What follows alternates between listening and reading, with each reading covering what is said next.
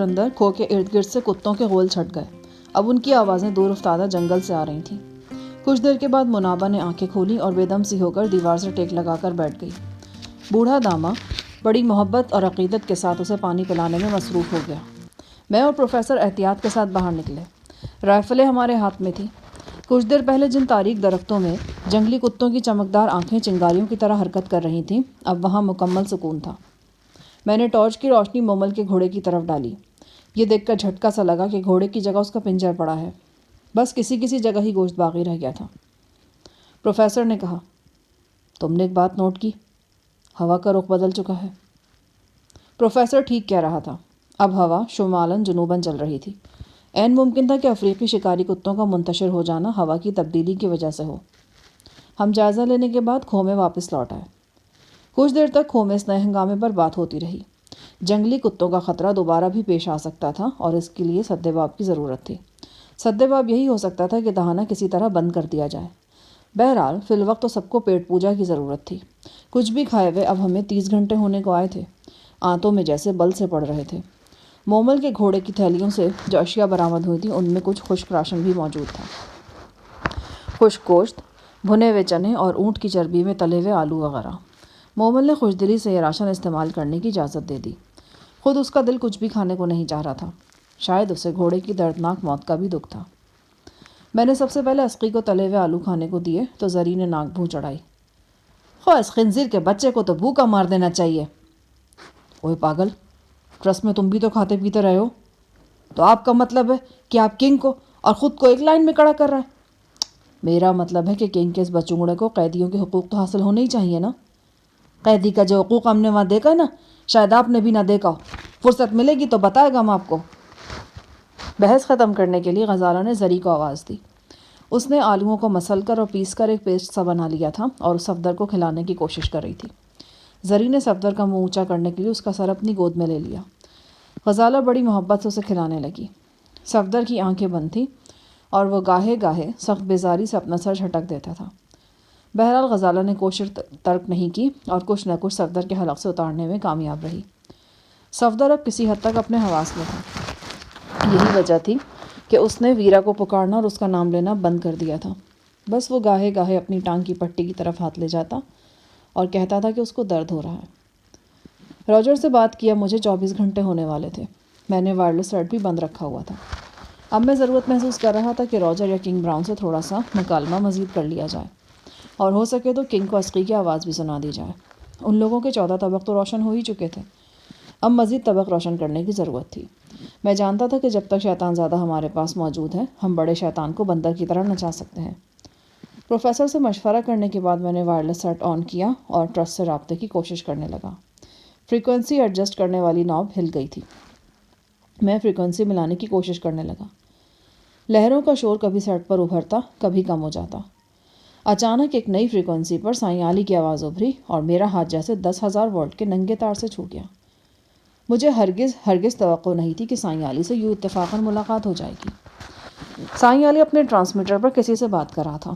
وہ بڑی روانی سے انگلش بول رہا تھا اور اپنے مخصوص انداز میں کہہ رہا تھا، اگر تم کانجی میں چھوٹی مکھی کا شہد ملا کر پیو گے تو پھر تمہیں کبھی بھی دماغی بیماری نہیں ہوگی۔ یہ وہم اور پریشانیاں وغیرہ دراصل دماغی کمزوری کی وجہ سے ہوتی ہیں۔ میرے بارے میں بالکل پریشان ہونے کی ضرورت نہیں۔ 10-15 جنات ہر وقت میری خدمت پر مامور رہتے ہیں، اور سب سے بڑا جن، وہ تو میں نے اپنے گلے میں ڈالا ہوا ہے، یعنی دولت۔ یہ دولت ایک ایسا جن ہے جس کے چمٹنے کی تمنا ہر کوئی رکھتا ہے۔ اس کی وجہ یہ ہے کہ یہ جن صرف ان لوگوں کو نقصان پہنچاتا ہے جن کو یہ نہیں چمٹتا۔ بعض لوگ اس جن کے بجائے اس جن کی خواہش سے چمٹ جاتے ہیں۔ یہ لوگ بڑے خوار ہوتے ہیں اور زبردست گھاٹے میں رہتے ہیں۔ سائیں علی حسب عادت بے تکان بول رہا تھا۔ دوسری طرف سے کسی نے امریکن لہجے میں کہا، پھر بھی سائیں صاحب، اگر کسی بھی طرح کی مدد کی ضرورت ہو تو بتائیے، آپ کے مختصر سے نوٹس پر ہر شے مہیا کی جا سکتی ہے۔ اگر کسی پولیس آفیسر کی طرف سے آپ کو تنگ کیا گیا ہے تو اس کا حشر بھی خراب کیا جا سکتا ہے۔ دوسری آواز لہروں کے شور میں دبی ہوئی تھی، پھر بھی سنائی دیتی تھی اور پہچانی جا سکتی تھی۔ اس آواز نے میرا دماغ بھگ سے اڑا دیا۔ یوں محسوس ہوا جیسے کھوپڑی کے اندر ایک دم سینکڑوں بلب روشن ہو گئے ہوں۔ میری سماعت دھوکہ نہیں کھا سکتی تھی۔ یہ دوسری آواز امریکن ارب پتی مسٹر جی کلارک صاحب کی تھی۔ میں نے اپنے ہونٹ مائک کے قریب کیا اور چیخ کر مداخلت کی، کلارک صاحب، ہیلو کلارک صاحب، میں شاہ جہان بول رہا ہوں، ہیلو میں شاہ جہان بول رہا ہوں۔ دوسری طرف سے کوئی خاص رد عمل ظاہر نہیں ہوا۔ مسٹر کلارک اور سائیں علی اپنی گفتگو میں مصروف رہے۔ مجھے یہ جان کر سخت مایوسی ہوئی کہ مواصلاتی خلل کی وجہ سے میری آواز ان تک نہیں پہنچ رہی تھی، اور اگر پہنچ بھی رہی تھی تو ناقابل سماعت حد تک شور میں دبی ہوئی تھی۔ میں نے فریکوینسی کے ساتھ چھیڑ چھاڑ کی تو سائیں علی اور مسٹر کلارک کی آوازیں بھی فیڈ آؤٹ ہونے لگیں۔ میں نے فریکوینسی کی نوب کو واپس پہلے والی پوزیشن پہ لے آیا۔ مسٹر جی کلارک کہہ رہے تھے، اگر آپ کہیں تو میں وفاقی حکومت کے کسی بڑے افسر کو آپ کی طرف بھجوا دیتا ہوں۔ میں نے کہا، نہ برادر، ابھی مدد کی ضرورت نہیں۔ اگر ضرورت پڑی تو بتا دوں گا۔ تم نے پاؤنڈوں اور ڈالروں کی شکل میں جو جن میری طرف بھیجا ہے وہ میری بڑی مدد کر رہا ہے۔ آپ کھنڈر میں واپس کب پہنچے تھے؟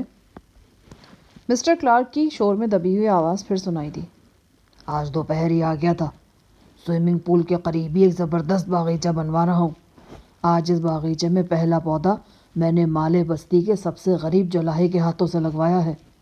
وہ اتنا خوش تھا کہ رو رہا تھا، اور شاید تمہیں پتہ نہیں، باغیچوں کو اگر خوشی کے آنسوؤں کا پانی دیا جائے تو ریتیلی زمین کے باوجود وہ تیزی سے پھلتے پھولتے ہیں۔ تم دیکھنا، تھوڑے ہی دنوں میں یہ باغیچہ پھولوں سے مہک رہا ہوگا، اور انگریز میموں اور مقامی مردوں کے مشترکہ بچے یہاں اٹکھیلیاں کر رہے ہوں گے۔ وہ پولیس افسر دوبارہ تو نہیں آیا؟ مسٹر کلارک کی آواز وائرلیس سیٹ پر ابھری۔ نہیں، اور جو یہاں موجود تھے وہ بھی بھاگ گئے ہیں۔ لگتا ہے کہ ٹرسٹ والوں کو ایک دم عقل آنا شروع ہو گئی ہے۔ یہ سارا چکر کچھ سمجھ میں نہیں آیا۔ گارڈز اور پولیس کا ایک دم ہلہ بولنا اور پھر ایک دم سے پیچھے ہٹ جانا۔ اس میں نیک جنات کا عمل دخل ہے، شاید یہ باتیں تمہاری سمجھ میں نہ آ سکیں۔ مسٹر کلارک نے کچھ مزید کہا، مگر شور کے سبب جملہ سمجھ نہیں آ سکا۔ سائیں کی آواز بھی اب زیادہ صاف نہیں آ رہی تھی۔ میں نے ایک بار پھر مائک سے منہ لگا کر اپنی آواز مسٹر کلارک یا سائیں علی تک پہنچانے کی کوشش کی، پر کامیاب نہ ہو سکا۔ مسٹر کلارک کے 2-3 جملوں میں سے چند الفاظ سنائی دیے۔ ان الفاظ سے پتہ چلا کہ وہ سائیں سے اس فائرنگ کے بارے میں پوچھ رہے ہیں جو خونریز لڑائی سے کچھ دیر پہلے ہوئی تھی، اور یہ دریافت کر رہے ہیں کہ کیا اس فائرنگ میں اسقی کو واقعی گولی لگ گئی تھی۔ مجھے جنات نے بتایا ہے کہ اسقی کو کچھ نہیں ہوا، اور وہ صحیح سالم شفیع محمد کے پاس موجود ہے، اور اس کا ثبوت یہ ہے کہ یہاں کھنڈر سے سارے گارڈز اور پولیس والے دم دبا کر بھاگ گئے ہیں۔ اچانک سائیں کی آواز بالکل مدھم ہوئی اور پھر معدوم ہو گئی۔ میں فریکوینسی کی نوب کو دائیں بائیں گھماتا رہا، مگر کچھ حاصل نہیں ہوا۔ وائرلیس پر ہونے والی یہ ساری بات چیت پروفیسر کے علاوہ زری اور داما وغیرہ بھی سنتے رہے۔ تابی نے گرمی اور حبس سے بے چین ہو کر رونا شروع کر دیا تھا۔ غزالہ اسے کندھے سے لگا کر ٹہلتی رہی اور تھپکی دیتی رہی۔ اب وہ سو گیا تھا۔ اس نے بڑی احتیاط اور نرمی سے اسے لٹا دیا۔ گلسوم کھجور کے ایک چوڑے پتے سے تابی کو پنکھا چلنے لگی۔ اسقی کے ہاتھ رسی سے بندھے ہوئے تھے اور وہ کھو کی دیوار سے ٹیک لگائے بیٹھا تھا۔ وہ کھا جانے والی نظروں سے کبھی مجھے اور کبھی زری کو گھورنے لگتا۔ بہرحال غنیمت تھا کہ وہ گالیاں نہیں بک رہا تھا، ورنہ خواتین کی موجودگی میں یقیناً ہمیں شرمندگی ہوتی۔ گالیوں کی روک تھام کا کریڈٹ یقیناً انجہانی لارو نابے کو جاتا تھا۔ اس نے پچھلے دنوں میں کیبوکو کا بڑا مناسب استعمال کر کے اسقی کی دشنام ترازی اور ننگا ہو کر دکھانے کی عادتیں ترک کرائی تھیں، یا کہا جا سکتا ہے کہ وقتی طور پر چھڑا دی تھیں۔ پھر بھی اس سپولیے کے اندر اتنا زہر تھا کہ آنکھوں سے چھلکتا دکھائی دیتا تھا۔ وہ گاہے بگاہے بڑی نفرت کے ساتھ ہماری جانب تھوک دیتا تھا۔ غزالہ کے دل میں نہ جانے کیا آئی کہ وہ اس کے قریب بیٹھ گئی۔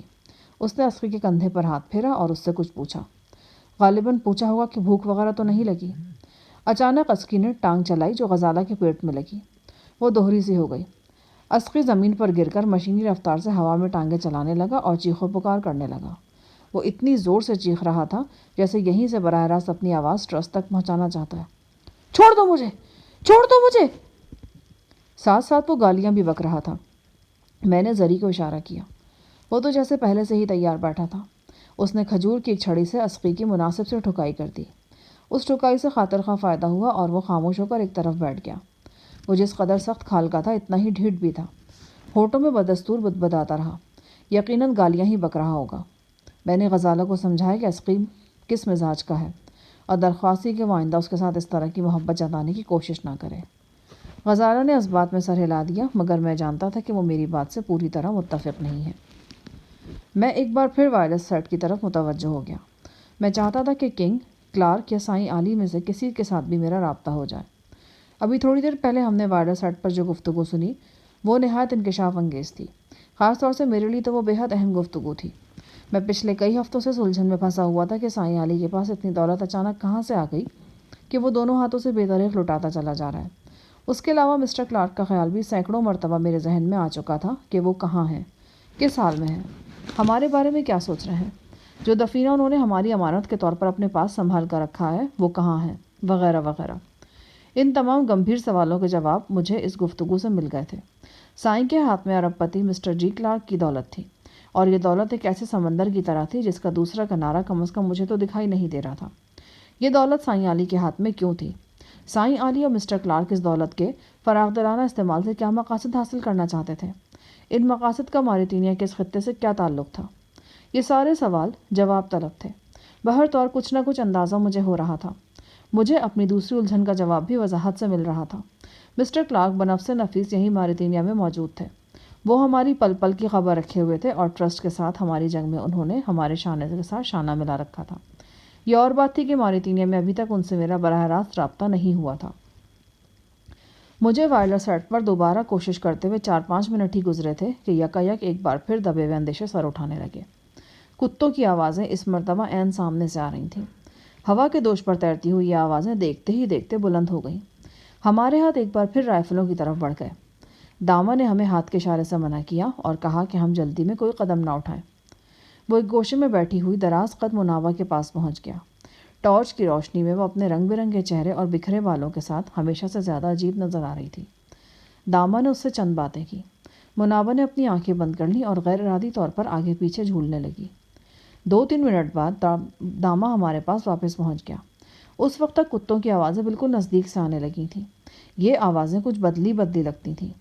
داما نے انکشاف کرتے ہوئے کہا، یہ جنگلی کتے نہیں ہیں، یہ بوگیر کتے ہیں۔ اندازہ ہوتا ہے کہ ان کے ساتھ کچھ لوگ بھی ہیں۔ اس اطلاع سے ہماری پریشانی میں کوئی کمی واقع نہیں ہوئی بلکہ شاید اضافہ ہی ہوا۔ یہ کتے بردار کون تھے؟ کیا ان کا تعلق گارڈ سے تھا؟ کیا وہ مقامی تھے؟ اس طرح کے کئی سوالات ہم سب کے ذہن میں ادھم مچانے لگے۔ داما کی اطلاع درست ہی معلوم ہوتی تھی۔ اس مرتبہ کھو کو 3 اطراف سے گھیرنے والے جنگلی کتے نہیں تھے۔ ان کی آوازوں کا آہنگ مختلف تھا۔ اس کے علاوہ وہ کچھ فاصلے پر پہنچ کر رک گئے تھے، جیسے ان سب کی رسیاں کھینچ لی گئی ہوں۔ میں، پروفیسر اور داما محتاط انداز میں کھو کے دہانے تک پہنچے اور پھر باہر جھانکا۔ باہر کا منظر حیران کن تھا۔ تاریکی میں 20 روشنیاں جل رہی تھیں اور ایک مدھم سا شور بھی سنائی دیتا تھا۔ مکھیوں کی بھنبھناہٹ جیسا یہ شور ناقابل فہم تھا۔ داما نے سنسنی خیز لہجے میں کہا، جناب، میرا خیال ہے کہ یہ جوڈم قوم کے لوگ ہیں۔ اگر میرا اندازہ درست ہے تو پھر ہم ایک بہت بڑی مصیبت میں پھنس گئے ہیں۔ جوڈم؟ میں نے زیر لب دہرایا اور پروفیسر کی طرف دیکھا۔ جوڈم کا لفظ میرے لیے نیا نہیں تھا۔ مگاسا بستی میں جب منابع کو پجاری کی طرف سے 15 بھیڑیں قربان کرنے کی سزا سنائی گئی تو منابع نے اپنے ہاتھ کھڑے کر دیے تھے اور کہا تھا کہ وہ اتنی مالی استطاعت نہیں رکھتی۔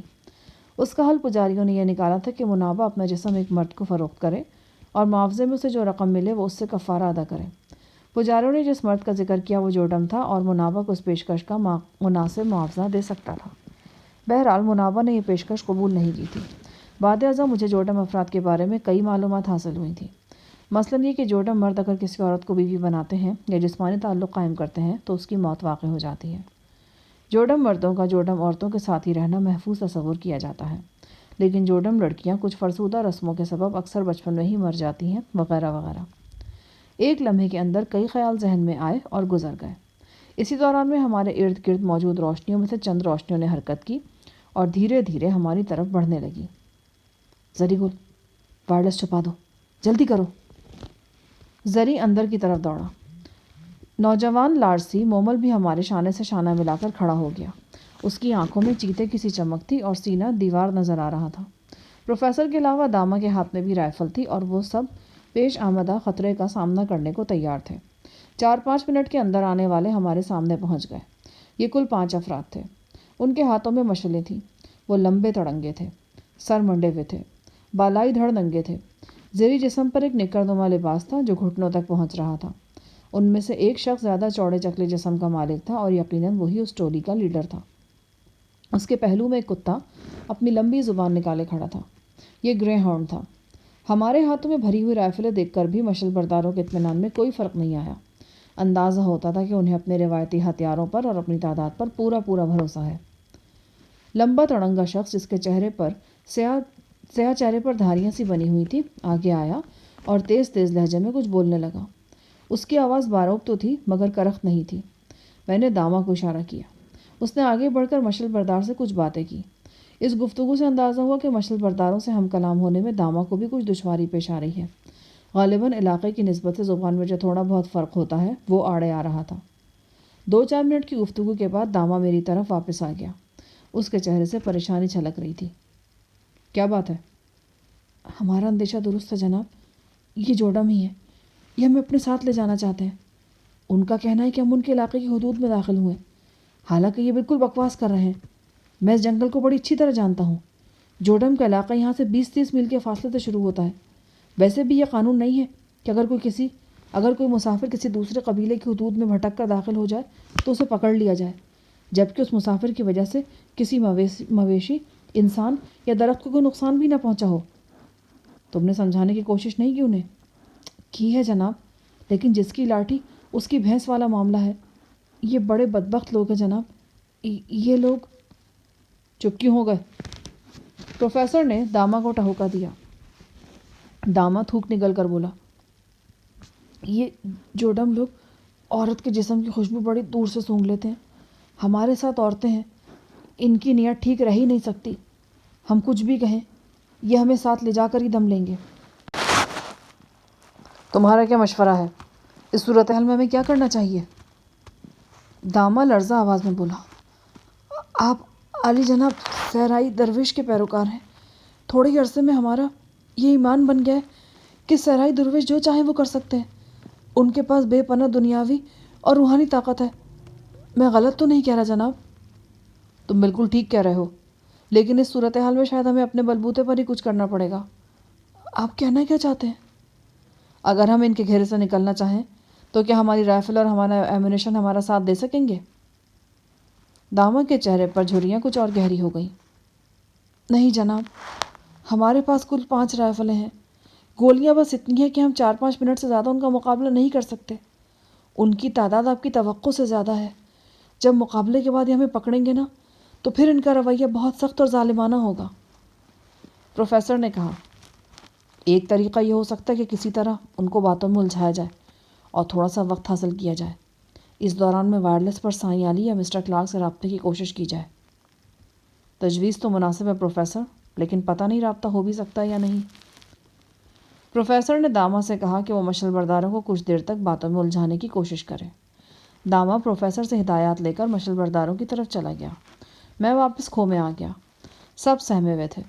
زری نے وائرلیس سیٹ کھو کے آخری سرے پر 2 پتھروں کے نیچے رکھ دیا تھا اور اوپر کچھ جھاڑ جھنکار ڈال دیا تھا۔ میں نے وائرلیس سیٹ پھر سے نکالا اور اس پر رابطے کی کوشش کرنے لگا۔ سائیں علی کی آمد و روانگی کا کچھ پتہ نہیں چلتا تھا۔ وہ ریلے کی طرح آتا تھا اور بگولے کی طرح غائب ہو جاتا تھا۔ ابھی کچھ دیر پہلے وائرلیس سیٹ پر بھی اس کی آواز قطعی غیر متوقع طور پر نمودار ہو کر غائب ہو گئی تھی۔ اب میں دوبارہ کوشش کر رہا تھا مگر اس کا دور دور تک پتہ نہیں تھا۔ اب وائرلیس کی بیٹری بھی کمزور ہونا شروع ہو گئی تھی اور گاہے گاہے لہروں کا شور دب سا جاتا تھا۔ یہ بڑا قیمتی وقت تھا مگر ضائع ہو رہا تھا۔ میری پیشانی پر پسینے کی بوندیں نمودار ہونے لگیں۔ غزالہ، گلسوم اور زری بڑی محویت سے مجھے وائرلیس کے ساتھ الجھتے دیکھ رہے تھے۔ اچانک ایک مانوس شور نے ہمیں چونکا دیا۔ یہ وہی مکھیوں کی سی بھنبھناہٹ تھی جو اس سے پہلے ہمیں کھو کے دہانے پر سنائی دی تھی۔ جب بہت سے افراد اکٹھے ہو کر باتیں کرتے ہیں تو ایسی آواز سنائی دیتی ہے۔ شائستہ دوڑتی ہوئی آئی۔ اس نے بتایا کہ گھیرا ڈالنے والے قریب آ رہے ہیں، وہ کسی بھی وقت کھو میں گھس آئیں گے۔ میں نے وائرلیس سیٹ دوبارہ پتھروں اور شاخوں کے نیچے چھپا دیا۔ اب انسانوں کی آوازوں کے ساتھ ساتھ کتوں کی آوازیں بھی بہت قریب سے آ رہی تھیں۔ میں زری کے ساتھ تیزی سے کھو کے دہانے پر پہنچا۔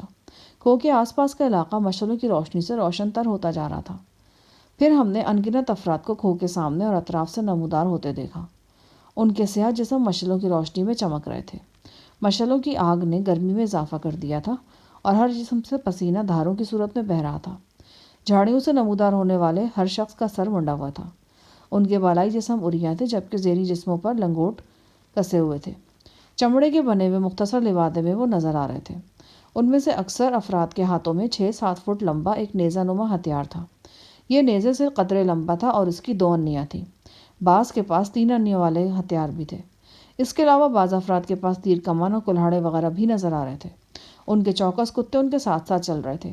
ان کی سرخ زبانیں اور دمیں مشعلوں کی روشنی میں تیزی سے گردش کرتی دکھائی دے رہی تھیں۔ صرف 5 رائفلوں کی مدد سے اتنے زیادہ افراد کا مقابلہ کرنا قریباً ناممکن تھا۔ عقل مندی یہی تھی کہ اس وقت کوئی مزاحمت نہ کی جاتی۔ مجھے سب سے زیادہ خطرہ زری گل کی طرف سے تھا۔ اس کے نتنے پھولے ہوئے تھے اور ہاتھ میں بھری ہوئی رائفل تھی۔ اس کا پٹھانی خون جوش مار جاتا اور وہ 2-4 بندوں کو ڈھیر کر دیتا تو پھر ہمارا بھی حشر نشر ہو جانا تھا۔ میں نے زری کو اشارہ کیا کہ وہ اپنا کھوپڑا بالکل ٹھنڈا رکھے۔ زری نے اس بات میں سر ہلایا، مگر منہ ایسے ہی بنایا جیسے کڑوی گولی حلق سے اتارنا پڑ رہی ہو۔ ہتھیار بند افراد نے ہمیں مکمل طور پر گھیرے میں لے لیا۔ داما نے پشمردہ لہجے میں جوڈم سردار کی نمائندگی کرتے ہوئے کہا، آپ لوگ اپنے ہتھیار ان لوگوں کے حوالے کر دیں۔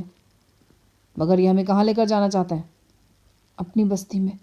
ان کا کہنا ہے کہ ہمارے ساتھ کوئی سختی نہیں کی جائے گی اور ہماری حیثیت مہمانوں کی ہے۔ اگر ایسی مہمان نوازی ہے تو پھر ہمارے ہتھیار ہمارے پاس کیوں نہیں رہنے دیے جاتے؟ یہ ان کا اصرار ہے کہ ہتھیار ان کے حوالے کر دیے جائیں۔ بات ماننے کے سوا کوئی چارہ نہیں تھا۔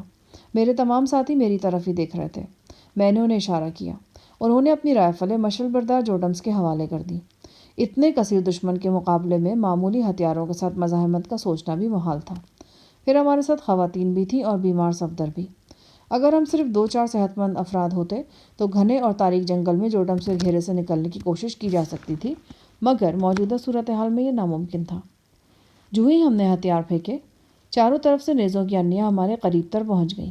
کئی افراد کھو میں گھس گئے اور خواتین و بچوں کو باہر نکال لائے۔ ذرا ہی دیر بعد زری گل کا چھپایا ہوا وائرلیس سیٹ بھی کھو سے برآمد ہو گیا۔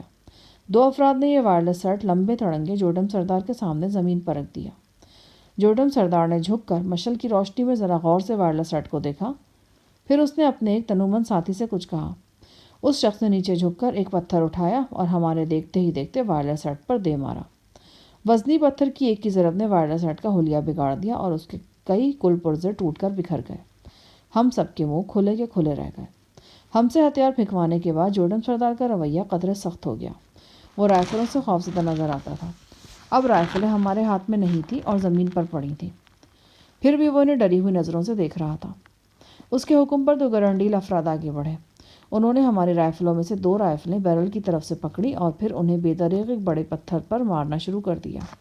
وہ بڑی قوت سے اس وقت تک رائفلوں کو پتھر پر پٹکتے رہے جب تک وہ ٹوٹ پھوٹ کر بالکل بیکار نہیں ہو گئی۔ بعد ازاں باقی رائفلوں کے ساتھ بھی یہی سلوک کیا گیا۔ اسی دوران میں 2 سرمنڈے جوڈم بھاگتے ہوئے آئے۔ ان سیاہ فام قبائلیوں نے ہانپے ہوئے لہجے میں سردار کو کچھ بتایا۔ دراصل انہوں نے ہماری دونوں جیپوں کا سراغ لگا لیا تھا اور بہت خوش دکھائی دیتے تھے۔ سردار کی ہدایت پر عورتوں سمیت ہم سب کی تلاشی لی گئی اور ہمارے ہاتھ رسی کے ساتھ پشت پر باندھ دیے گئے۔ یہ رسی کھجور کی چھال کو بٹ کر بنائی گئی تھی اور بے حد سخت تھی۔ ہم سب کو نیزوں کی حصار میں جھاڑیوں تلے کھڑا کر دیا گیا۔ صفدر ابھی تک کھو میں ہی تھا۔ خبر نہیں کہ وہ کس حال میں تھا۔ ہم میں سے فقط غزالہ کے ہاتھ نہیں باندھے گئے تھے کیونکہ اس نے تابی کو گود میں اٹھا رکھا تھا۔ جوڈم سردار اور اس کے ساتھی ان درختوں کی جانب چلے گئے جہاں جیپوں کو چھپایا گیا تھا۔ 8-10 منٹ گزر گئے، پھر ہمیں ایک شور سنائی دیا۔ یہ شور جوڈم گھڑ سواروں نے بلند کیا تھا۔ اس شور کے ساتھ آگ کے 2 بڑے شعلے بلند ہوئے اور درختوں کے اوپر تک جانے لگے۔ دونوں جیپوں پر پیٹرول یا تیل چھڑک کر آگ لگا دی گئی تھی۔ ان دشوار گزار راستوں پر سفر کرنے کے لیے جیپ ایک بہت بڑی نعمت کی حیثیت رکھتی تھی۔ یہ دونوں گاڑیاں 10-12 لاکھ سے کیا کم قیمت کی ہوں گی۔ بے خبر جنگلیوں نے انہیں کوڑا کرکٹ سمجھ کر جلا ڈالا تھا۔ شاید ان پر یہ مثل صادق آتی تھی کہ بندر کیا جانے ادرک کا سواد۔ اس سے پہلے وہ ہماری نہایت کارآمد اور قیمتی رائفلوں کا ستیہ ناش کر چکے تھے۔ شعلوں کی روشنی میں ہم نے دیکھا کہ کچھ افراد ہماری رائفلوں کی گولیاں اور بھرے ہوئے میگزین وغیرہ آگ کے اندر پھینک رہے ہیں۔ پھر ہماری ٹوٹی پھوٹی رائفلیں، ہمارا تباہ حال وائرلیس سیٹ، ہماری ٹارچیں اور ہماری دوربینیں، سب کچھ آگ کے حوالے کر دیا گیا۔ اسی دوران میں گھڑ سوار جوڈم کی نگاہ غزالہ کی کلائی کی گھڑی پر پڑی۔ وہ گھوڑے سے اترا اور بڑی بدتمیزی کے ساتھ غزالہ کے ہاتھ سے گھڑی اتروا لی۔ غزالہ کے چہرے پر سرخی دوڑ گئی مگر وہ بولی کچھ نہیں۔ غزالہ کے بعد پروفیسر، شائستہ اور میرے ہاتھوں سے بھی گھڑیاں اتروا لی گئیں۔ ایک شخص یہ گھڑیاں لے کر آگ کے الاؤ پر پہنچا اور گھڑیاں آگ میں پھینک دی۔ غالباً یہ لوگ مشین قسم کی کوئی شے ہمارے پاس نہیں رہنے دینا چاہتے تھے۔ بالفاظ دیگر وہ ہمیں بھی اپنے جیسا کر رہے تھے۔ جس وقت جوڈم گھڑ سوار ہماری گھڑیاں اتروا رہا تھا، اس وقت میں نے ایک بات نوٹ کی اور چونک گیا۔ جواں سال لارسی مومل ہمارے درمیان نہیں تھا، حالانکہ ابھی تھوڑی دیر پہلے کھو کے سامنے وہ بھی ہمارے ساتھ نیزوں کے گھیرے میں کھڑا تھا۔ میں نے چور نظروں سے ارد گرد کا جائزہ لیا، پر وہ مجھے کہیں نظر نہیں آیا۔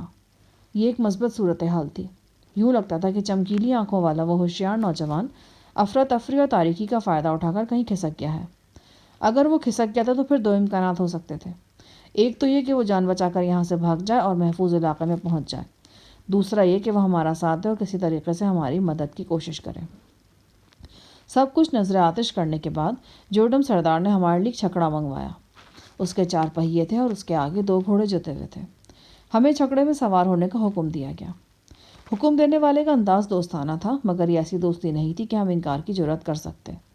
2 اور 3 انیوں والے انگنت نیزے ہماری طرف اٹھے ہوئے تھے۔ اس کے علاوہ کتوں کی سرخ زبانیں تھیں جنہوں نے ہر طرف سے ہمیں گھیرے میں لے رکھا تھا۔ ہم اس شکرام نما چھکڑے میں سوار ہو گئے۔ اندر لکڑی کی نشستیں موجود تھیں، ان میں پیال بھر کر اوپر چمڑا منڈ دیا گیا تھا۔ یہ نشستیں جگہ جگہ سے پھٹی ہوئی تھیں۔ چھکڑا اوپر سے بند تھا، اندر دھواں بھرا ہوا تھا۔ ہمارا دم گھٹنے لگا۔ زری اطمینان سے بولا، اس چکڑے میں گھس کر ہم کو اپنا وطن یاد آ گیا۔ کیا مطلب؟ پشاور اور کوارٹ کا سنیما گھر ایسا ہوتا ہے، دھوئیں سے بھرا ہوا، پھٹی پرانی سیٹوں والا اور ایک دم گرم۔ ویسے یہ یزید کا بچہ ہم کو کدھر لے کر جا رہا ہے؟ یہ تو آنے والے وقت پر ہی پتہ چلے گا۔ آنے والے وقت کا خاک پتہ چلے گا۔ ان اچکوں نے ہم سب کا گڑھی تو اتروا لیا۔ صفدر کو ابھی تک کھو سے باہر نہیں نکالا گیا تھا۔ میں فیصلہ کر چکا تھا کہ اگر یہ لوگ صفدر کو نہیں لے کر آئے تو ہم یہاں سے روانہ نہیں ہوں گے۔ پروفیسر شائستہ اور ہمارا مترجم دامہ اگلی نشست پر بیٹھے تھے۔ ان کے عقب میں غزالہ، تابی، گلسوم اور منابع تھے۔ اسقی، زری اور میں سب سے پیچھے تھے۔ یہ کافی بڑا چھکڑا تھا، ابھی بھی اس میں گنجائش موجود تھی۔ اسی دوران میں چھکڑے کو چلا کر کھو کے بالکل سامنے پہنچایا گیا۔ 2 افراد دونوں طرف سے صفدر کو سہارا دے کر چھکڑے تک لائے۔ چھکڑے کے فرش پر تھوڑی سی پیال بچھائی گئی اور صفدر کو اس پر دراز کر دیا گیا۔ ہمارے ارد گرد جو جوڈم موجود تھے ان کی تعداد کم و بیش 300-400 تھی۔ وہ جنگل میں دور دور تک پھیلے ہوئے تھے اور ان کی مشعلوں سے نکلنے والے دھوئیں نے فضا کو مزید گرم اور مقدر کر رکھا تھا۔ ہم روانہ ہونے لگے تو ایک دم زری چونک گیا۔ وہ بلند آواز میں بولا، ہمارا ایک ساتھی کم ہے، رک جاؤ، ہمارا ساتھی کم ہے۔ وہ مومل کا ذکر کر رہا تھا۔ میں نے زور سے اس کی ران پر چٹکی کاٹی۔ وہ کرہا کر رہ گیا۔ دوسری طرف پروفیسر نے بھی اسے تادیبی نظروں سے گھورا۔ کیا بات ہے؟ کیا ہوا؟ تیرا سر ہوا، چپ کا بیٹھا رہے ورنہ ایک جھاپڑ دوں گا گدی پر۔ لیکن وہ اپنی مرضی سے گیا ہے، ادھر ادھر کھسک گیا ہے نا۔ اوہ، یہ تو بڑا اچھا ہوا جی۔ ہم نے ایک مشہور انڈین فلم میں بھی اسی طرح کا سین پارٹ دیکھا تھا۔ راج کپور کا فلم تھا وہ شاید۔ راج کپور کی ایک فلم سے زیادہ بک بک کرنے پر سخت مار بھی پڑی تھی۔ میرا نام جوکر تو نہیں تھی نا وہ؟ دیکھو چپ ہو جاؤ ورنہ میں پیٹ ڈالوں گا تمہیں، اور بیوی کے سامنے پٹنا تمہارے مستقبل کے لیے زیادہ اچھا نہیں ہوگا۔ زری نے گلسوم کی طرف دیکھا اور واقعی خاموش ہو کر بیٹھ گیا۔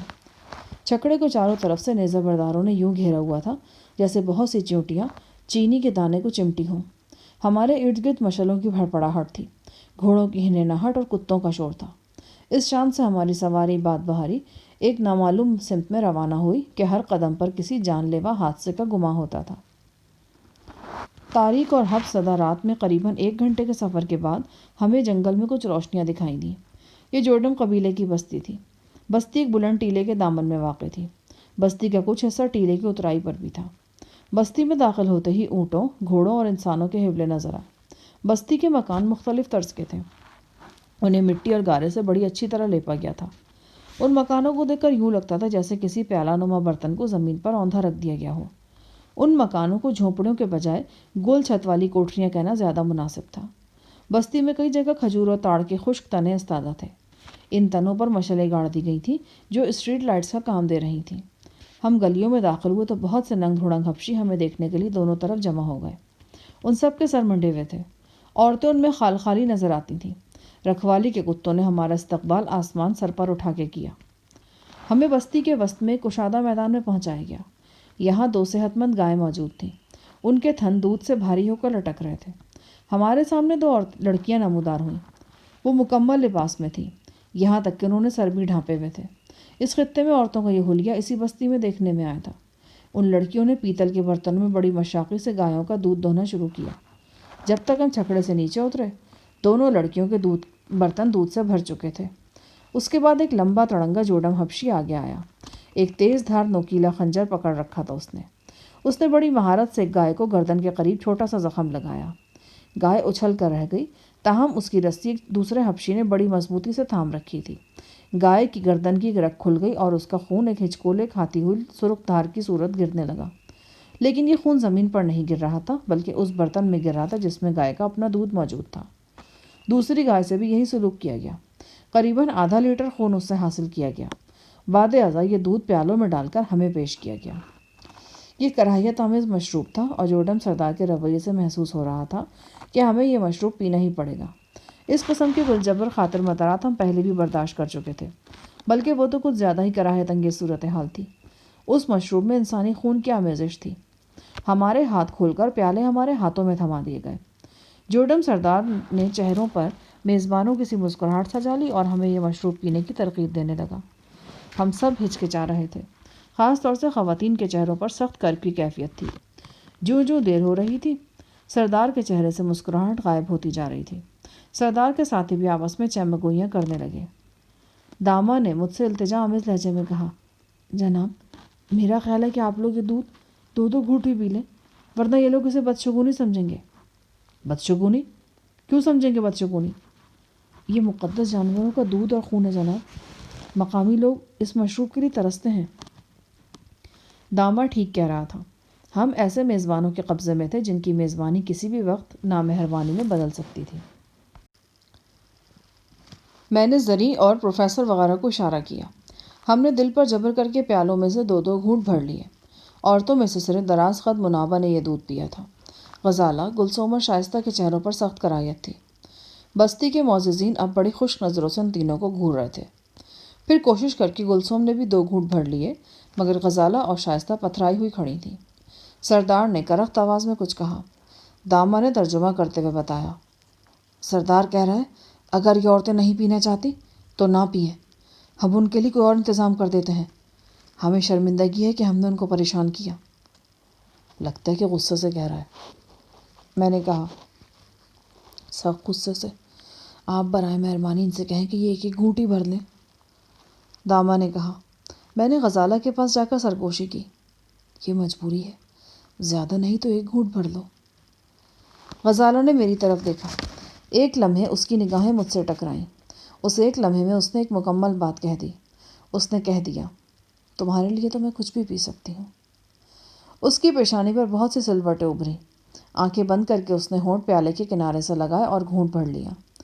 غزالہ کی تقلید میں شائستہ نے بھی خود پر جبر کر کے یہی عمل دہرایا۔ دونوں کی آنکھوں میں آنسو آ گئے۔ چند لمحے بعد دونوں ابکائیاں لینے لگیں۔ پچھلی صفوں میں موجود جوڈم ہنسنے لگے۔ ان کے ساتھ ساتھ وہ حلق سے عجیب و غریب آوازیں بھی نکال رہے تھے۔ سردار نے زیر لب مسکراتے ہوئے غزالہ اور شائستہ کی طرف دیکھا۔ اس کے چہرے پر عورت کی بھوک اور آنکھوں میں ہوسناکی صاف نظر آ رہی تھی۔ یہ اور بات ہے کہ اپنے اندرونی جذبات پر اس نے فی الحال رکھ رکھاؤ کا پردہ ڈالا تھا، اور بات صرف سردار تک ہی محدود نہیں تھی۔ یہاں موجود ہر شخص ان 3 خواتین کو یوں دیکھ رہا تھا جیسے کئی ہفتوں کے فاقہ زدہ شخص کو اچانک اپنے سامنے سجا سجائے دسترخوان نظر آ جائے۔ مشروب سے ہماری تواضع کرنے کے بعد ہمیں ایک بڑی کوٹری میں منتقل کر دیا گیا۔ ہم گول چھت والی اس کوٹری میں پہنچے تو یہاں موم کی بنی ہوئی ایک عجیب و غریب بتی روشن تھی۔ زمین پر کھجور کی چٹائی بچھی تھی اور صفدر پہلے سے یہاں موجود تھا۔ وہ ایک تکیے کے سہارے نیند براز تھا۔ ہمارے ساتھی اسقی کے ہاتھ بھی کھول دیے گئے تھے۔ غیر متوقع طور پر اسقی خاموش اور پرامن تھا۔ شاید وہ ان حالات کو سمجھنے کی کوشش کر رہا تھا۔ یہ بڑی نامہرباں رات تھی، موسم کے لحاظ سے بھی اور حالات کے اعتبار سے بھی۔ ہم سخت حبس اور گمبھیر اندیشوں میں گھرے ہوئے تھے۔ ہماری کوٹری سے باہر درجنوں ننگ دھڑنگ مسلح جوڈم پہرا دے رہے تھے۔ کوٹری کے اندر حبس تھا، مچھر تھے اور آنے والے وقت کی پریشانی تھی۔ ہمیں سخت پیاس لگی ہوئی تھی، مگر پانی ہمیں بڑی کفایتشاری کے ساتھ دیا گیا تھا۔ اندازہ ہوا کہ یہاں پانی کی قلت ہے۔ داما، تمہارا کیا خیال ہے؟ ان کا رویہ آئندہ ہمارے ساتھ کیا ہوگا؟ میں آپ کو پریشان نہیں کرنا چاہتا جناب، لیکن طفل تسلی دینا بھی نہیں چاہتا۔ جورڈن بے حد ضدی، ہٹ دھرم اور خطرناک لوگ ہیں۔ اپنی جسمانی طاقت کے بلبوتے پر یہ خالی ہاتھوں سے جنگلی جانوروں کو شکار کھیلتے ہیں۔ یہ ایک اتفاق ہے کہ علاقے کے جن حصوں میں یہ لوگ آباد ہیں وہاں شکار کثرت سے ملتا ہے اور چراگاہیں بھی موجود ہیں۔ یہی وجہ ہے کہ جورڈن لوگوں کو خوشحال سمجھا جاتا ہے۔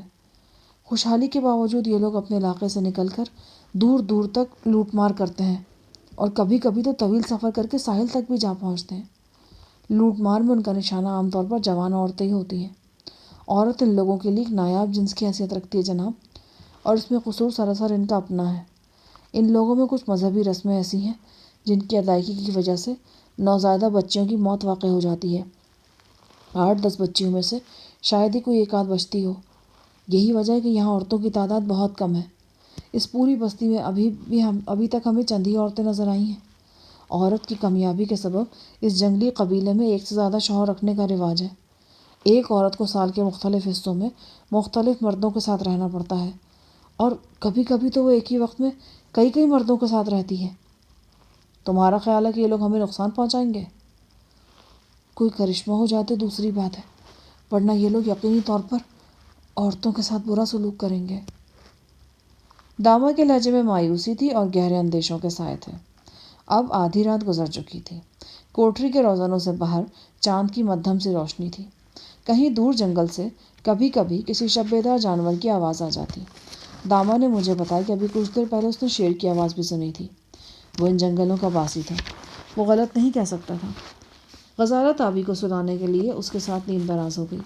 پروفیسر کے انکار کے باوجود شائستہ بڑی محبت سے اس کی ٹانگیں دبانے میں مصروف تھی۔ گاہے گاہے وہ بڑی محبت سے اپنے باپ کے ہاتھوں کو بوسہ بھی دے لیتی۔ باپ بیٹی میں واقعی مثالی محبت تھی۔ گلسم اپنے شوہر نامدار زری کے پیٹ پر پٹی باندھنے میں مصروف تھی۔ وہاں شیطان زادہ عسقی نے اتنی زور سے کاٹا تھا کہ تقریباً بوٹی ہی نکال لی تھی۔ زری کو جب بھی زخم کا خیال آتا اس کی نگاہیں عسقی کے لیے قہر برسانے لگتی۔ عسقی بدستور چمگادڑ کی طرح جاگ رہا تھا۔ وہ بظاہر تو پرسکون دکھائی دیتا تھا، مگر اس کا کچھ بھروسہ نہیں تھا کہ کب کیا گر گزرے۔ اس کے ہاتھ میں کوئی خنجر یا تیز دھار آلہ آ جاتا تو وہ کسی کو بھی نقصان پہنچا سکتا تھا۔ کوٹری کی 2 دیواروں میں چھوٹے چھوٹے کئی سوراخ تھے۔ انہیں ننھے منھے روزن بھی کہا جا سکتا تھا۔ میں نے دیکھا کہ یہ روزن کچھ تاریک سے ہو گئے ہیں، جیسے انہیں کسی شے سے ڈھانپ دیا گیا ہو۔ میں مومی شمع لے کر روزنوں کی طرف بڑھا تو پتہ چلا کہ ان روزنوں کے ساتھ کئی آنکھیں چپکی ہوئی ہیں۔ یقیناً وہ پہرے دار تھے جو کوٹری کی نگرانی پر مامور کیے گئے تھے۔ چونکہ کوٹری کے اندر روشنی تھی لہٰذا وہ خاموشی سے تاکہ جھانکی کر رہے تھے۔ ان کی نگاہیں لازماً خواتین پر ہی تھیں۔ میں روزنوں کی طرف بڑھا تو آنکھیں وہاں سے اوجھل نہیں ہوئیں، بڑی ڈھٹائی سے وہیں جمی رہیں۔ ان غلیظ نگاہوں کی دیدہ دلیری پر دماغ بھننا سا گیا، لیکن کیا کیا جا سکتا تھا؟ میں نے داما سے کہا اور اس نے ایک جانب دیوار پر اپنی چادر اس طرح لٹکا دی کہ روزن اس کے عقب میں چھپ گئے۔ کوئی دوسرا کپڑا دستیاب نہیں تھا ورنہ وہ وہاں لٹکا دیا جاتا۔ منابع کہاں ہے؟ وہ دیکھیے، وہ بیٹھی ہے۔ داما نے کوٹری کے تاریک ترین گوشے کی طرف اشارہ کیا۔ میں نے دھیان سے دیکھا۔ وہ کسی لکڑی کی طرح ساکت و جامد تھی۔ اپنی سیاہ فامی کی وجہ سے اس سیاہی کا حصہ ہی معلوم ہوتی تھی۔ میں روشنی لے کر تھوڑا سا آگے گیا۔ اس کی آنکھیں بند تھیں اور چہرے پر ایک عجیب اور بے نام سی کیفیت تھی۔ پسینہ اس کے چہرے سے دھاروں کی صورت میں بہہ رہا تھا۔ میں نے اسے مخاطب کرنا چاہا تو داما نے مجھے اشارے سے روک دیا۔ اپنی سرگوشی میں بولا، اسے اس کے حال پہ رہنے دے جی۔ تھوڑی دیر بعد دروازہ کھلا۔ 2 افراد ہاتھوں میں پانی کے برتن لیے اندر داخل ہوئے۔ ہمیں قریباً آدھا پیالہ پانی دیا گیا۔ یہ ہماری طلب سے بہت کم تھا، پھر بھی غنیمت تھا۔ ایک شخص نے باروب لہجے میں داما سے کچھ کہا۔ داما نے ترجمانی کرتے ہوئے کہا کہ یہ لوگ کہہ رہے ہیں کہ ہم اندر کی بتی بجھا دیں اور خاموشی سے سو جائیں۔ حکم حاکم مرگ مفاجات کے مصداق ہم نے روشنی بجھا دی اور لیٹ گئے۔ نیند آنکھوں سے کوسوں دور تھی۔ اب جنگل کی طرف سے ہلکی ہلکی ہوا چلنی شروع ہو گئی۔ اس ہوا کے جھونکے روزنوں سے گزر کر جب ہمارے پسینے سے بھیگے ہوئے کپڑوں کو چھوتے تو خوشگوار احساس ہوتا۔ میں دیر تک خیالوں کے تانے بانے بنتا رہا۔ مسٹر کلارک کی آواز ابھی تک میری سماعت میں گونج رہی تھی۔ اب یہ بات ثابت ہو گئی تھی کہ مسٹر کلارک نہ صرف ماریتینے میں موجود ہیں بلکہ ہماری مصیبتوں سے بھی پوری طرح باخبر ہیں۔ مسٹر کلارک ایک نہایت بارسوخ، طاقتور اور باحیثیت شخصیت کا نام تھا۔ اگر وہ کنگ براؤن کے خلاف خم ٹھوک کر میدان میں آ جاتے تو کنگ جیسے دیوزاد کو بھی دن میں تارے نظر آ سکتے تھے۔ سائیں علی اور مسٹر کلارک کے درمیان جو گفتگو ہوئی تھی وہ بار بار میرے کانوں میں گونج رہی تھی۔ یہ گفتگو ثابت کر رہی تھی کہ مسٹر کلارک اور سائیں علی کے باہمی تال میل سے ماریٹ ٹرسٹ کے خلاف کوئی چال چلی جا رہی ہے۔ گھڑیاں تو ہمارے پاس تھی نہیں۔ غالباً وہ رات کا آخری پہر تھا جب بستی کے کسی حصے سے نامانوس شور ابھرا۔ بہت سی انسانی چیخیں اور پھر کتوں کی لگاتار آوازیں، جیسے بستی بھر کے کتے ایک ساتھ چیخنے چلانے پر کمر بستہ ہو گئے ہوں۔ ان آوازوں کے درمیان ڈوبتی ابھرتی آواز بھیڑیے کی تھی۔ ہوا کے دوش پر ڈوبتی ابھرتی یہ طویل آواز میرے لیے جانی پہچانی تھی۔ اس سے پہلے انڈیا میں گولکنڈہ کے جنگل میں میرا اور عالم قریشی کا سابقہ ان آوازوں سے پڑ چکا تھا۔ ایک مقامی وڈیرے کے ریسٹ ہاؤس میں جب ہم کئی روز تک ان آوازوں کے گھیرے میں رہے تھے۔ بستی کے جنوب مغربی حصے سے بھیڑیے کی جو آواز ابھر رہی تھی وہ تنہا نہیں تھی، یہ ایک پورے گروہ کی آوازیں تھیں۔ پہلا خیال ذہن میں یہی آیا کہ بھوکے بھیڑیوں کے کسی گروہ نے بستی کے مویشیوں پر حملہ کر دیا ہے اور لوگ ان درندوں کو بستی سے نکالنے کی کوشش کر رہے ہیں۔ میں نے اور پروفیسر نے روزنوں میں سے دیکھا۔ بستی میں یکے بعد دیگرے بہت سی مشعلیں جل اٹھی تھیں۔ ان کی روشنی میں منڈے ہوئے سروں والے تنومند جوڑم بھاگتے دوڑتے دکھائی دے رہے تھے۔ ان کے انداز سے پریشانی اور بدحواسی آیا تھی۔ اچانک مجھے ایک بھیڑیا نظر آیا۔ یہ افریقی طرز کا قدرے دبلا اور لمبا جانور تھا۔ اس کی صحت اتنی خون سے رنگی ہوئی تھی۔ 3 جوڑم اس کے پیچھے بھاگ رہے تھے۔ پھر ان میں سے ایک نے بھاگتے بھاگتے بھیڑیے پر نیزہ پھینکا۔ نیزہ خطا گیا۔ بھیڑیا تیز رفتاری سے تاریکی میں گم ہو گیا۔ وہ دیکھیے استاد صاحب، زری نے ایک دوسرے روزن کی طرف سے اشارہ کیا۔ وہاں آگ کی سرخی دکھائی دے رہی تھی۔ شاید آگ لگ گئی ہے، پروفیسر نے تبصرہ کیا۔ دیکھتے ہی دیکھتے شعلے بلند ہو گئے اور روزنوں میں سے بھی نظر آنے لگے۔ قبائلیوں کی چیخ و پکار میں اضافہ ہو گیا تھا۔ آتش زدگی والی جگہ ہماری کوٹری سے 1.5-2 فرلانگ دور ہوگی۔ پھر بھی ہمیں تپش کا احساس ہونے لگا۔ بھیڑیوں کی آوازیں مدھم پڑ گئی تھیں مگر آگ پھیلتی محسوس ہو رہی تھی۔ ان لوگوں کے پاس تو پینے کے لیے پانی نہیں تھا، آگ بجھانے کے لیے کہاں سے آتا؟ آگ پر قابو پانے کے لیے یقیناً کوئی دوسری تدابیر اختیار کی جا رہی تھی۔ کوٹری کے اندر سبھی جاگ رہے تھے۔ جو پہلے سے اونگ رہے تھے وہ بھی اب بیدار ہو گئے تھے۔ بھیڑیے بستی کے ارد گرد چکرا رہے تھے اور ان کی آوازیں کبھی بلند اور کبھی پست ہو جاتی۔ ہماری کوٹری کے ارد گرد غالباً اکا دکا پہرے دار ہی باقی رہ گئے تھے۔ اس صورتحال سے فائدہ اٹھانے کی کوشش کی جا سکتی تھی۔ پروفیسر اور زری نے مل کر کوٹری کے دروازے کو ہلانے جلانے کی کوشش کی۔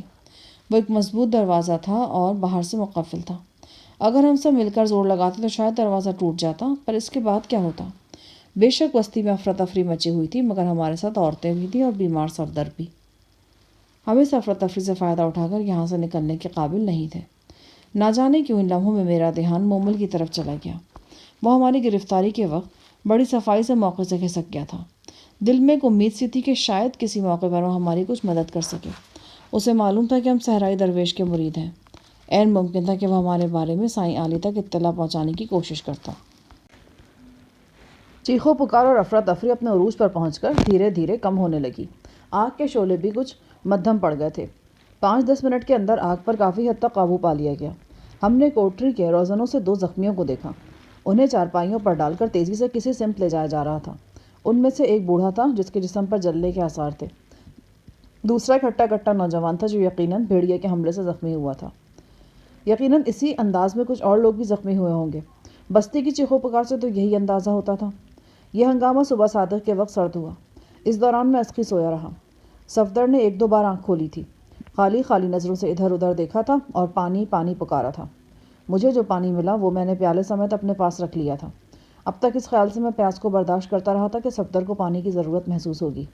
میری یہ منصوبہ بندی کامیاب رہی تھی۔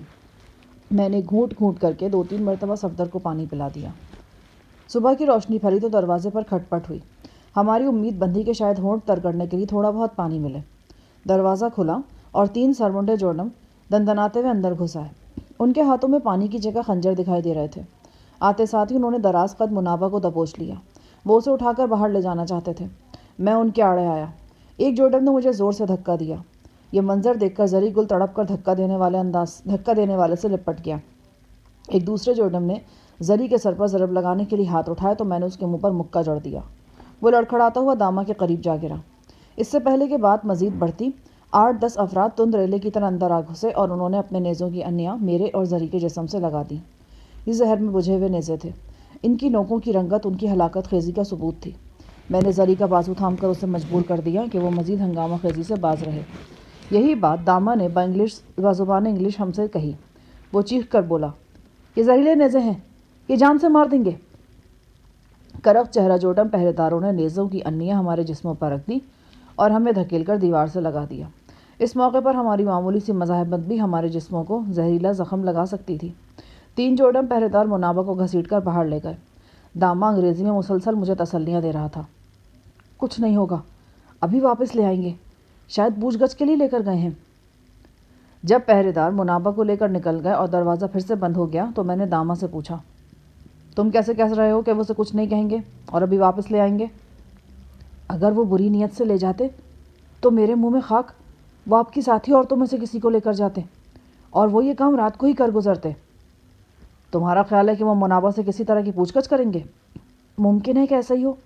ہم سب میں میرے علاوہ صرف منابع کو ہی مقامی زبان آتی ہے، اس کا مطلب ہے وہ اس پر تشدد کریں گے۔ آپ اس لڑکی کی طرف سے زیادہ فکر مند نہ ہوں، وہ نہ صرف لارسی ہے بلکہ پراسرار قوتوں کی مالک بھی ہے، وہ ان کے لیے ترنے والا نہیں بنے گی۔ میں اور داما سوراخ نما روزنوں سے آنکھیں لگا کر باہر جھانکنے لگے۔ منابع کوٹری سے 15-20 گز کے فاصلے پر موجود تھی۔ کھینچا تانی میں اس کا گریبان پھٹ گیا تھا اور جسم کا کچھ حصہ اریاں ہو رہا تھا۔ منابع کے ہاتھ پھر سے پشت پر باندھ دیے گئے۔ وہ پہرے داروں کے نرغے میں تھی۔ ایک ادھیڑ عمر شخص آگے کی طرف جھکا اور اس سے کچھ پوچھ گچھ کرنے لگا۔ یہ اس بستی میں واحد شخص ہے جس کے سر پر مجھے بال نظر آئے۔ ایسا لگتا تھا کہ پوری بستی کے حصے کے بال اس نے اپنے سر پر رکھ لیے ہیں۔ اس کے کھچڑی بال اس کے شانوں تک پہنچ رہے تھے۔ وہ چند منٹ تک کرخت لہجے میں منابع سے باتیں کرتا رہا، پھر بےتابی سے نفی میں سر ہلانے لگا۔ طویل قامت جوڈم سردار بھی وہاں موجود تھا۔ گاہے گاہے لمبے بالوں والا جوڈم سردار سے بات بھی کر لیتا۔ اس دوران منابع کو پینے کے لیے پانی پیش کیا گیا۔ اس نے پانی پینے سے صاف انکار کر دیا۔ زبردستی پلانے کی کوشش کی گئی تو اس نے اپنے ہونٹ مضبوطی سے بھینچ لیے۔ غالباً اس کو اندیشہ تھا کہ پانی میں کچھ ملایا گیا ہے۔ لمبے بالوں والے شخص نے اپنے منہ میں کچھ ڈالا اور اسے چبانا شروع کر دیا۔ یہی لگا کہ وہ کسی درخت یا پودے کی جڑ وغیرہ چبا رہا ہے۔ ساتھ ساتھ وہ بے قراری سے ٹہلتا بھی جا رہا تھا۔ اس کی صورت میں عجیب سی کرختگی اور غصیلا پن تھا۔ اچانک وہ کچھ ہوا جس کی ہرگز توقع نہیں تھی۔ لمبے بالوں والا ٹہلتا ٹہلتا منابع کے قریب سے گزرا اور پھر یکلخت اس نے منابع کو دبوچ لیا۔ اڑنگا لگا کر اس نے منابع کو پشت کے بل ریت پر گرا دیا اور اس پر پوری طرح حاوی ہو گیا۔ منابع کے بال اس نے دونوں مٹھیوں میں جکڑ رکھے تھے اور اس کے اوپر وہ لیٹ سا گیا۔ منابع کے ہاتھ پشت پر بندھے ہوئے تھے، لہٰذا وہ ایک ہٹے کٹے شخص کی مزاحمت کے قابل نہیں تھی۔ بس وہ چیخ رہی تھی اور لمبے بال والے کے نیچے مچل رہی تھی۔ لمبے بالوں والے نے اپنا چہرہ اس پر جھکا دیا اور اپنے ہونٹ اس کی گردن سے پیوست کر دیے۔ یہ منظر ناقابل برداشت تھا۔ یہی محسوس ہو رہا تھا کہ کھلے میدان میں درجنوں افراد کے سامنے یہ شخص منابع کی عصمت دری پر تلا ہوا ہے۔ میرے جسم میں چنگاریاں سی چھوٹنے لگیں۔ ذہن ہر مصلحت کو بالائے طاق رکھ کر مزاحمت کی طرف مائل ہو رہا تھا۔ داما کی استخوانی انگلیاں میری شانے پر مضبوطی سے جم گئیں۔ اس نے نفی میں سر ہلاتے ہوئے کہا، گھبرانے کی بات نہیں جناب، یہ وہ مسئلہ نہیں جو آپ سمجھ رہے ہیں۔ کیا مطلب؟ میرے خیال میں وہ منابع پر کوئی عمل کر رہا ہے۔ یہ کیسا عمل ہے کہ کمزور لڑکی کو ہمارے سامنے روندا جا رہا ہے؟ اچانک میں نے دیکھا کہ چیختی چلاتی منابع کی آواز تھم گئی ہے اور اس کی آنکھیں بند ہو رہی ہیں۔ اسی دوران وہ لمبے بالوں والا منحوس صورت اس کے اوپر سے اتر گیا۔ اس کے بھدے ہونٹوں پر خون کی سرخی نظر آ رہی تھی۔ ہم پر یہ انکشاف ہوا کہ یہ منابع کے خون کی سرخی ہے۔ دیکھتے ہی دیکھتے منابع کے ہاتھ پاؤں ڈھیلے پڑ گئے اور اس کی آنکھیں مکمل طور پر بند ہو گئیں۔ ہم کو تو لگتا ہے استاد صاحب کہ یہ جادوگر کا بچہ اس کا سارا خون پی گیا۔ دیکھے تو صحیح، وہ بالکل مردے کا مافک نظر آتا ہے۔ میں تم سے اتفاق نہیں کرتا، میرا خیال ہے کہ وہ بے ہوش ہوئی ہے۔ تھوڑی دیر بعد 2 افراد آگے بڑھے۔ انہوں نے منابع کو ہاتھوں پر اٹھایا اور قریبی واقعی دوسری کوٹری میں لے گئے۔ جب وہ ہماری کوٹری کے قریب سے گزرے تو میری نگاہ منابع کی گردن پر پڑی۔ اس کی گردن پر کاٹے جانے کا زخم صاف دیکھا جا سکتا تھا۔ ہم میں سے کسی کی سمجھ میں نہیں آ رہا تھا کہ کچھ نہیں آ رہا تھا، تاہم داما کے انداز سے ظاہر ہوتا تھا کہ بات کسی نہ کسی حد تک اس کے پلے پڑ رہی ہے۔ 2-4 منٹ بعد جوڈم سردار سمیت چند افراد کوٹری میں داخل ہوئے۔ لمبے بالوں والا شخص بھی ان میں شامل تھا۔ انہوں نے کوٹری کی اچھی طرح تلاشی لی، خاص طور سے جہاں رات کو منابع بیٹھی تھی، وہاں سے چٹائی اٹھا کر اچھی طرح جائزہ لیا گیا۔ اس کے بعد ہم سے کچھ کہے سنے بغیر یہ لوگ باہر چلے گئے۔ ہاں، وہ مقامی زبان میں بہت کچھ بڑبڑاتے رہتے۔ ان کے جانے کے بعد داما نے کوٹری کے ایک روزن سے منہ لگایا اور التجا آمیز لہجے میں جوڈم سردار سے کچھ کہا۔ بعد میں داما نے مجھے بتایا کہ اس نے پانی کے لیے کہا تھا۔ داما کی درخواست کا مثبت اثر ہوا۔ چند منٹ بعد پہرے دار پانی لے کر آ گئے۔ پانی یہاں نعمت غیر مترقبہ کی حیثیت اختیار کر گیا تھا۔ سب ترسی ہوئی نظروں سے پانی کی سراہی کو دیکھ رہے تھے۔ فی کس 4 گھونٹ پانی ناپ کر پیالوں میں ڈالا گیا اور ہمیں دیا گیا۔ میں نے اپنے حصے سے آدھا پانی پیا اور آدھا صفدر کے لیے رہنے دیا۔ زری نے میری حرکت دیکھ لی۔ اس نے بھی آدھا پانی بچا کر پیالے میں ڈال دیا۔ غزالہ نے اپنے حصے میں سے 1-2 گھونٹ اسقی کو دیے، جو اس نے بغیر کسی شکریہ اور احساس کے قبول کر لیے۔ اس پانی سے بمشکل ہمارے حلق ہی تر ہو سکے تھے۔ سچ کہتے ہیں، پانی کی قدر و قیمت اسی وقت معلوم ہوتی ہے جب وہ دستیاب نہ ہو۔ میں نے داما سے پوچھا، یہ لوگ کوٹری میں کیا ڈھونڈتے پھر رہے تھے؟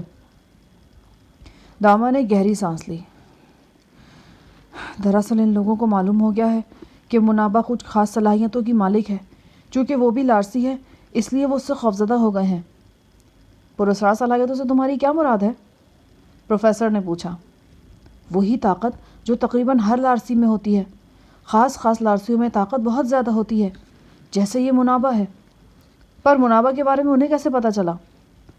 داما نے عجیب سی نظروں سے ہمیں دیکھا اور سرگوشی کے لہجے میں بولا، ان لوگوں کو شک ہے کہ رات جو کچھ ہوا اس کی ذمہ دار منابع ہے۔ اسی کے کسی عمل کی وجہ سے رات کو قریبی جنگل سے بھیڑیاں نکلے اور بستی پر حملہ آور ہو گئے۔ میں اور پروفیسر حیرانی سے داما کا چہرہ دیکھنے لگے۔ وہ بے حد سنجیدہ تھا اور اس کی آنکھوں میں اسرار کروٹیں لے رہا تھا۔ بھیڑیوں کا بستی پر حملہ آور ہونا ان لوگوں کے لیے انوکھا واقعہ ہے۔ اس حملے میں 3 افراد مارے گئے اور درجنوں زخمی ہوئے ہیں۔ افراتفری میں آگ بھڑک اٹھی تھی، جس سے بہت سا مالی نقصان ہوا ہے۔ مویشی جلے ہیں اور 2 افراد بھی زخمی ہوئے ہیں۔ تمہارا کیا خیال ہے؟ کیا تم اس بات پر یقین رکھتے ہو کہ ایسا منابع کی وجہ سے ہوا ہوگا؟ میں نے پوچھا۔ یہ ہو بھی سکتا ہے جناب اور نہیں بھی۔ بہرحال آپ اس بات سے انکار نہیں کر سکتے کہ منابع عام نہیں، خاص لڑکی ہے۔ میری نگاہوں میں کل شام کا وہ منظر گھوم گیا جب ہم اس بستی سے دور کھو میں محصور تھے۔ آدم خور جنگلی کتوں نے کھو کو گھیرے میں لے لیا تھا۔ اس وقت بھی داما نے یہی کہا تھا کہ منابع بہت خاص لڑکی ہے اور موجودہ صورتحال میں یہ ہماری مدد کر سکتی ہے۔ پھر واقعی معمول سے ہٹ کر ایک بات ہوئی تھی۔ جنگلی کتوں نے کھو کے اندر گھس کر حملہ نہیں کیا تھا اور کچھ دیر کے بعد تتر بتر ہو گئے تھے۔ کیا واقعی منابع میں اس قسم کی صلاحیت موجود تھی کہ وہ انسانوں کے علاوہ جنگلی جانوروں کے ذہن پر اثر انداز ہو جاتی تھی؟ پروفیسر بھی داما کی باتیں بڑے دھیان سے سن رہا تھا۔ زری بھی منہ پھاڑے پاس ہی بیٹھا تھا۔ اسے انگریزی کا بس کوئی لفظ ہی سمجھ آتا تھا۔ ویسے بھی داما کا انگریزی لب و لہجہ کافی مختلف تھا۔ پہلی بار سننے پر یوں لگتا تھا جیسے وہ کوئی افریقی زبان بول رہا ہو۔ پھر دھیان دینے سے انکشاف ہوتا تھا کہ یہ تو اپنی انگریزی ہے۔ پروفیسر نے داما سے پوچھا، ابھی تھوڑی دیر پہلے منابع کے ساتھ ان لوگوں نے کیا کیا ہے؟